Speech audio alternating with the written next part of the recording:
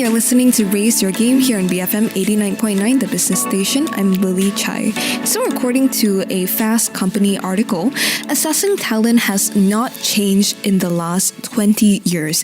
And talent assessment requires an evolution, not a revolution. So boards or companies cannot be expected to hire a CEO or an intern without any interviews. However, there must be a paradigm shift based on new factors for how decisions should be made. So I'm here with Hetu Doshi. She is the CEO and organizational psychologist at OPsych. And 2 years ago, they actually developed a talent discovery app called PsychMe. And I'm here to talk about the importance of talent assessments and what tools can best benefit your company's recruitment processes. So welcome to the show, Hetu. Thanks, Lily, for having me. Right. So let's start off the conversation with what is the whole concept of talent assessment and how many types of talent assessments are there? Well, there are plethora of talent assessments out there. Typically, it will be in the name of brand names, right? So you've got different brands that have talent assessment tools.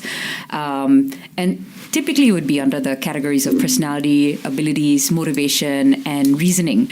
The idea of talent assessments is a very, very unique one, and it has existed since the 1950s. And it was started when people were looking out for, and this was in military psychology, when they were looking out for really hardy people that could take the demands of being in a military lifestyle. And that's where it really began. So they started assessing for resilience back in the days, 1950s. And ever since then, from military psychology, it's evolved to sports psychology. So who are the hardiest ones in sports psychology? And then, as you know, in organizations, we call ourselves corporate athletes, right? Like we're constantly running in the workplace. And so talent assessments have migrated and continue to exist very readily in organizations today as well. So I guess talent assessment is usually implemented during the recruitment process when, for hiring potential candidates into the company. But this as like a complementary tool when it comes to hiring and recruitment, right? So this doesn't mean that interviews with candidates are insufficient. Do you think that, interviews are disposable right now? We'll talk a little bit about the purpose of it. So I think the outcome of it is to get the best match. Not just the best talent, but definitely the best match as well. Assessment tools are obviously really, really valuable because they add a data-driven perspective to it. But you can't get past having interviews because there is a personal element to it. So I think combination of both is critical. But when you're looking at masses, data becomes an easier way to cut off based on certain types of criteria. And so a lot of the initial steps could be assessment-based, and then eventually you really cling on to interviews to see whether you have a soul-to-soul connection of sorts and you really want to partner up with that person going forward. So I think it just has to go hand in hand. Yeah. Do you have any examples as to, let's say the interview went great, right? But the assessment tells them something else. Yeah, maybe I'll share an example of why we got into this business of talent, discovery, not assessment. Where I had my first job, I was asked to do assessments, and while I was doing the assessments, I was already panicking because I already felt like I was going to be judged. And I think that's why we should stop calling it talent assessments, because you really feel like you're being assessed there and then. But my manager did such a good job in the hiring process where she really said the talent assessment was just being used to aid a conversation. And so she used it as a discovery platform of why I was motivated about some things or how my personality helped me when it came to dealing with difficult situations and, what came in the way as well. She never made that conversation feel like an assessment of sorts or a judgment of sorts. And I think most organizations, unfortunately, that I've met subsequently do it in a very judgmental way. Right. Like, oh, you're an owl, you're an eagle, you're this, you're that. And then we get classified in that rather than having a discovery session, because nobody is one or the other, all or nothing. I think the way that organizations utilize it, there's a missed opportunity to maximize the potential of talent assessments as a discovery tool. Have you experienced any companies where they have used your talent discovery app, they have gone through the interview with the potential candidate, and then because the talent assessment or the discovery says something else, they decide to not recruit that certain person? I think it happens all the time, but there are this is why we often, whenever we use anything called talent assessment, you really need to be a credible and accredited psychologist or certified user of that tool to be able to use it. And in countries like America and Australia, it's actually illegal to be deciding not to hire someone or to fire purely based on assessment tools. Right. But I think the standards here, I think we could be a lot better with our standards and how we utilize it. And it shouldn't be a career suicide platform. Otherwise, it's just going to have the worst name possible.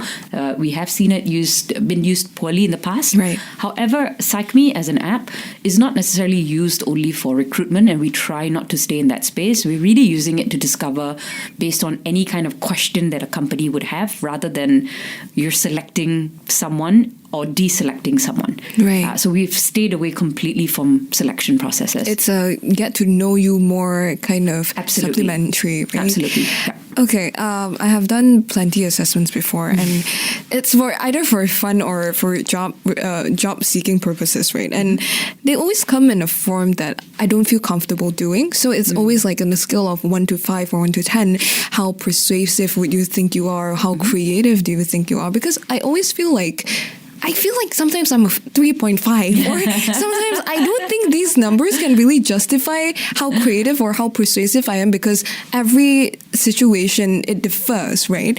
So, and it was also written in an article called Vervo. It is a recruitment solutions company in the US that personality and cognitive testing do not really predict a person's performance in the company, and as well, it will sometimes discount a person's learned ability. So what do you think about this? Yeah, which is why we stay away from the whole assessment part of it and the selection part of it. We're really using it to discover stuff. So I love what you've said. I think a lot of people feel the same way as well. When they're completing the assessments, they're like, I would want this to be a 3.5, and I definitely do not want to answer a yes or no question. Yes. There's a lot of things in between. The value of assessments that we are using, and most companies should be using, are validated tools. So there is a lot of testing that has gone on with regards to the way the questions should be structured and the validity and the reliability that question actually answers what it's meant to be measuring. So even if you feel that it's not measuring what it intends to, there have been at least 20 years worth of testing in terms of reliability, validity, and it typically should have been published in an international journal that is peer-reviewed. So a lot of times people say, are you sure or not? Does it measure what it intends to measure? Then we would typically say it's gone through 20 years of scientific testing for it to measure what it intends to measure, and it's published and peer-reviewed as well. So it does. Whether we like it or not, it does measure what it intends to measure. Right. Yeah. So to ensure the accuracy of it, it must be validated, right? It definitely has to be reliable, validated, peer-reviewed, published in international journals. And typically, they would also include social desirability factors. Social desirability factors are typically things that you, sometimes when you're doing the assessments, you're lying. Yeah. So these particular items are used to catch whether or not you are not necessarily lying, we don't want to use that word, but whether or not you're taking the assessment seriously and answering the way that you have to. So some assessments, by the end of it, we will just say that this your results are not valid. You need to redo it, because it appears as if you're doing it to sound desirable. Impress the company. Yeah. That's something that I didn't know when I was doing the test, right? I was like, when I was younger, I had to admit, like, okay, what is this question asking? Is it asking for, is it trying to assess my persuasiveness? Is it trying to test on my logical thinking? Like, these are like the thought processes that actually go through. So how should I answer strategically, right? We are not taught in school to how do I win this game? Yeah, how do I win this game? How do I get this job? So I guess when it comes, because all these assessments or discoveries are self-assessed, right? How should companies measure the accuracy of this? Is utilizing the validated assessment enough? Maybe an example would be really valuable. So during the pandemic, I think a lot of organizations are talking about stress and well-being and all of the above, right? So what they did at that point in time was they wanted to know what was going on in the organization from a perspective of well-being. But a lot of organizations, instead of wondering what is the state of well-being and why it was the way that it was and discovering it, they started using assessment tools. Right. So when they use assessment tools, unfortunately, they were using assessment assessment tools that didn't answer the question. A lot of them use assessment tools like depression, anxiety, and stress. So instead of assessing, the question would be, what is the state of well-being? But you're measuring ill-being, right? And the second part is, why is it the way that it is? And what was going on in organizations was a decision and a judgment. Right. So what we did was actually, the app was developed during the pandemic because we were curious ourselves and we didn't want to have a judgment and we definitely didn't want to measure things that were not intended. So when they ask questions like, okay, what's the state of well-being? We're like, okay, let's look at the best well-being assessments that are universally utilized to understand that. So we assessed well-being. And then when we had a conversation about people about their assessment results, like we tried to discover a bit more. They're like, hey, Tal, those of us with higher well-being, is it because of our personality? And then we said, okay, why don't we also run some personality assessments to find out whether there's a correlation? Is it because of your personality that you have higher levels of well-being, lower levels of well-being?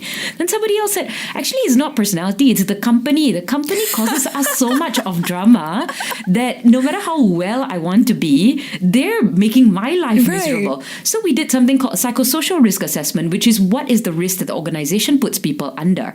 So we were looking at it from not an individual going through not just the individual that brings well-being or experiences well-being, but also maybe it's compromised by other things or it's supported by other things. Compromised maybe by the organizational risk, supported maybe by their personality. And then somebody said, you know what? I think if you have good self-esteem, right, you'll be able to handle anything wherever you go, whether the organization puts you at risk or not. If you have healthy self-esteem, maybe you'll get better. So then we put in a self-esteem assessment as well, and we started to find more and more trends. And then somebody said, even if my self-esteem is good, but if my boss doesn't want to listen to me, no matter what, also die, I won't be able to do it. So we use psychological safety assessment. How safe is it to have conversations? And once we started using these assessments and once we started looking at the trends and the patterns, we found a model to describe the outcome of well-being and what were the factors that would lead to it. And what we realized was high self-esteem combined together with high psychological safety equals to, no matter where you go, high well-being. So rather than talking about well-being, we were talking about, hey, forget about the pandemic and what it's causing, but as long as you have high self-esteem and you work on that, and we create a safe space for us to talk about anything and that conversation can progress, you'll probably feel well no matter where you are. So we changed the entire narrative of, okay, let's just assess well-being in the workplace and do something about it, to discovering what was the whole story that was going on behind people's minds. And then now when we work with organizations, it makes a lot more sense because people have all of their answers that they typically have. My well-being is because of the company, so it's not me. Yoga class doesn't make any sense for me. Tell my boss to stop giving me 3 people's jobs per day with the same salary. And we can see that all from a data-driven perspective. And once we get more and more people, of course, initially it's a conversation, but eventually it's extremely data-driven because we can begin to see trends, insights, and we can then make predictions. Okay. Yeah. Because from what I'm hearing is all of that is interlinked, right? No matter if it's from internal, like your self-esteem, and the external environment as well. No matter how resilient you are, not enough yoga classes can help you lessen the burden of your work, right? Yes. Okay, I do want to talk about different types of talent assessment tools out there that are new, like gamification and things like that. It's time for us to take a short break for some messages, but don't go anywhere. I'm here with Hetal Doshi. She is the CEO and organizational psychologist at OPsych, and they developed a talent discovery app called PsychMe 2 years ago. So do stay tuned here on Raise Your Game here on BFM 89.9.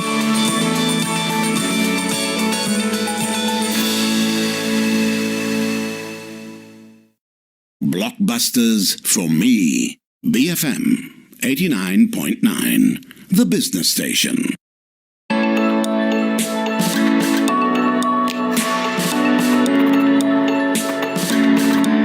Welcome back. You're listening to Raise Your Game here on BFM 89.9, the business station. I'm Lily Chai. I'm here with Hetal Doshi. She is the CEO and organizational psychologist at OPsych.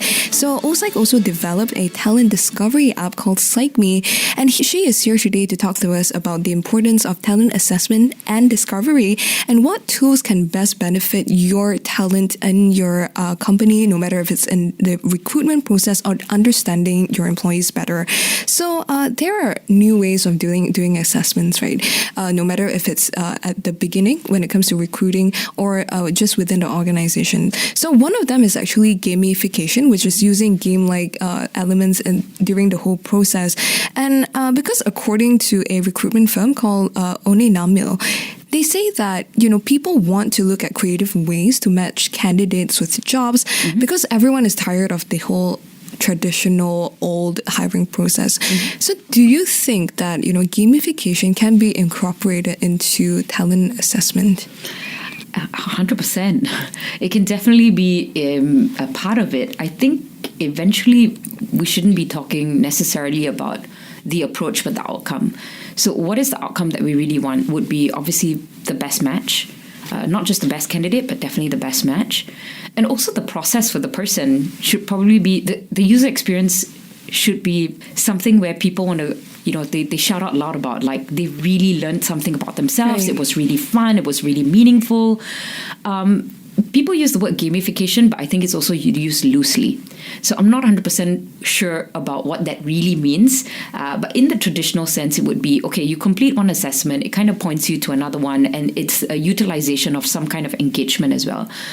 One of the major issues with a process-based approach rather than an experiential-based approach, like, okay, gamification would be a process by which you get somebody to experience the product and then you have the outcome. But what happens, I think, a lot of times is that there is very low understanding about what the assessment actually really means. So yes, it can be fun, but is there the depth of really understanding what this assessment is doing for the outcome that it's intended for? Right. And for me, that's the number one criteria. You can use gamification, you can make it fun, all of that is secondary, but does it measure what it's intended to, and does it give you the depth of understanding? And that's very scary when I look at assessments that are very fun and creative, but it lacks the depth and it lacks the credibility of matching it to what it intends to measure. So that's the scary bit for me. So I guess with so many new up and coming, available tools out there, right? So there's like game job simulation, things like that. And then there are storytelling games as well. There are so many different types of assessment tools out there. And together with the old or the traditional ones, how should companies know which assessments make most sense to them to be incorporated into their processes? Right. Number one, I think moving away from the word assessments, like what do you really, really want is a very important thing. Secondly, how are you going to go about measuring it? So say, for example, I'm looking for a CEO. Right? That's what I really want. What is the question that you have? Who's going to be the best CEO? Or who's going to be the best CEO for this current climate? So I think asking the right question and then therefore picking the discovery platform would be most critical. You could include many elements to it. You could include, you've got the assessments, you've got role plays, you've got simulations, you've got actual real life stuff that you want them to work on, a whole bunch of things. But I think, it's a little bit difficult for me just to give a one-shot answer. But I think the most important thing is like, what do you really, really want? And most companies cannot answer that. And they just jump into assessing. Right. Yeah. Wow. Yeah. So I want a CEO that will match. But what do you mean? What do you really mean by that? The conditions are completely unique. So what... for this particular CEO, is it a revenue growing CEO, someone who's going to build the company? But there are companies here that are in survival mode. So it is about converting losses to like at least a stable ground. Right. And it takes two totally different skill sets to be able to meet that particular, to be able to address those problems. And I think jumping into assessing without really understanding your climate and what you really want is a huge missed opportunity. So I'm hearing that, there is no one size fits all. No, I think it's what's the problem that you want to solve and how you're going to measure it, and then you start looking at how you're going to assess it. It's just a tool. Right. Yeah. Right. You got to use the right tool, but you can't jump into just using the tool. Yeah. So do you think that if companies, they're not sure which tool to use, an interview is just sufficient? No. I would definitely refrain from just an interview because everybody presents the best version of themselves over there. One way to make an interview a lot more reliable. Again, there's reliability and validity of what the person is trying to tell you. They're putting out their best front on that day itself, course. Which may or may not be true at all. One way to make, if you cannot afford assessment tools, so you don't want to use that, one way of doing it would be situation-based interviews. So basically, you're asking the person, when was there a time where you were able to generate revenue of like 10 million in your past career? What are the behaviors that you took or the action that you took, and what were the results? So if you ask interviews in a very specific, we call it like STAR, like the situation, the task, the action, and the results, then you might be able to move away from the fluff and go into the exact details of how that person behaved in that particular situation. But I think backing it up with data-drivenness, a valid and reliable tool, gives you a platform to discover a little bit more than what is just happening on that surface in and of itself. And we make it a heavy practice that before we hire anyone, we've got at least 4 assessment tools that we get them to do. Right. And that's part of a conversation that we want to have with them at that point as well. Right, and I remember people were coming out from the pandemic or during the pandemic when they were finding a new job, and the whole recruitment process and the hiring interview process was happening.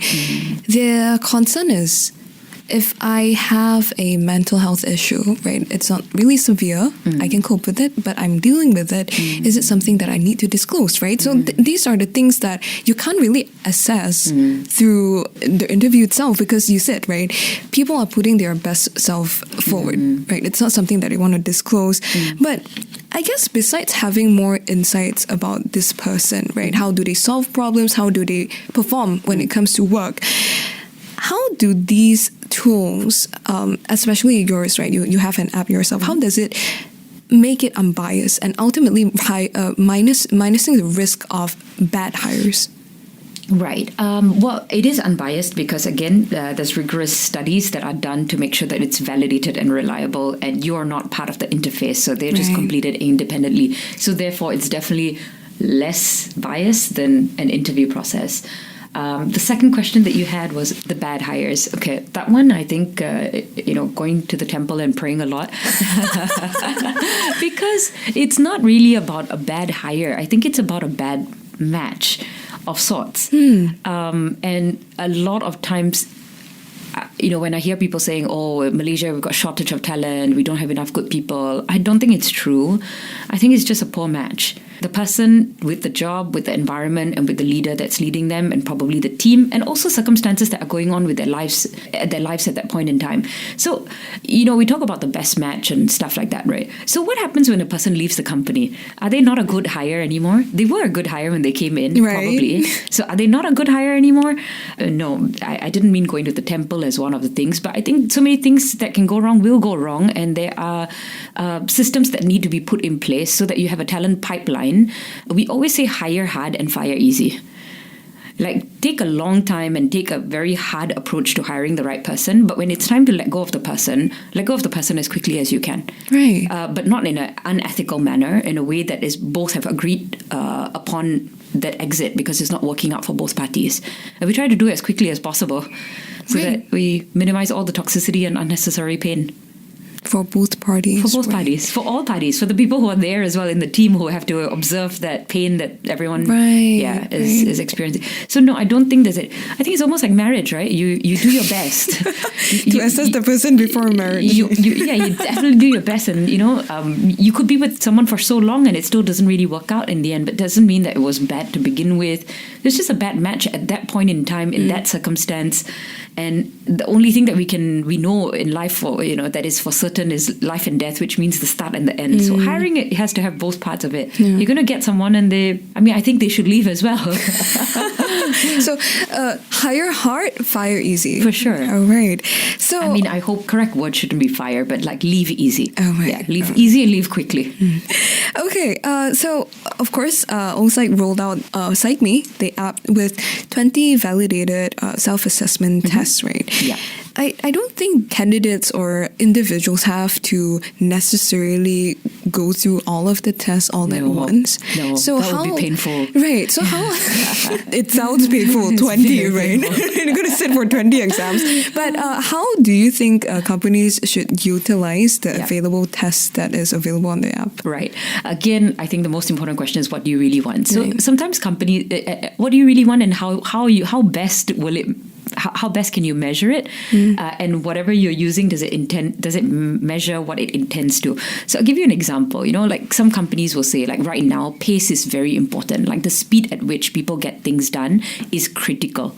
So if you need someone to be working at pace and with high levels of speed, and you're wondering why people are not doing that, then number one, you probably want to use an assessment tool of things like about work pace. So what kind of work pace are you comfortable with, and what kind of work pace do you enjoy being with and brings you in the best of light? And then you also find out maybe it's not work pace that is an issue. So some companies will say, yes, we need people who can work faster. But the other part of it is, what is all the drama that is preventing people from working fast? Because I'm sure everybody wants to go back home at 5 o'clock. Of course. So we also have another assessment tool to discover what is preventing work pace from going on, rather than just looking at work pace, but what is creating non-work pace. And we have that match so that we can discover more. And once we discover that, we often find out that interesting things like people feeling there is organizational justice and disrespect, for example. It could be many other things that are surfaced. And the issue is not then work pace. The issue could be that there are relational coordination issues, meaning departments are not speaking with each other. One leader has beef with another leader. They are not talking, and they've invited everyone to have that conflict or that war as well. So maybe it's not work pace, maybe it's something else as well. So all the time, what is it that you really want? And try to flip the question and look at what is the opposite extreme of that. If you're looking at work pace, what is causing also non-work pace, and discover both. Oh, right. I really like that. It's not just giving them a piece of paper and fill out like the assessment, but it's trying to incorporate, see what's the underlying message that the assessment is trying to tell you, and talking to them, right? It's not just handing them out like, we need you to do this assessment because the company wants to know something about, the current situation now at work. Right. But actually communicating to them after the results come out, right? 100%. I think that's part of the educational, the awareness, and what creates ultimately that impact as well. And it's a real light bulb moment for everybody. And they feel like it's a very fair process, because leaders typically will say, this is what I want. And then when you listen carefully, okay, I want people to work faster. But then when you listen to the people, they'll say, yeah, but then there's so much drama. So when we use assessments that prove that we are listening to everyone, and we offer them answers based on all of their questions, it provides a very holistic approach, and people are like, okay, this makes complete sense. It's a very holistic way of looking at it. Right.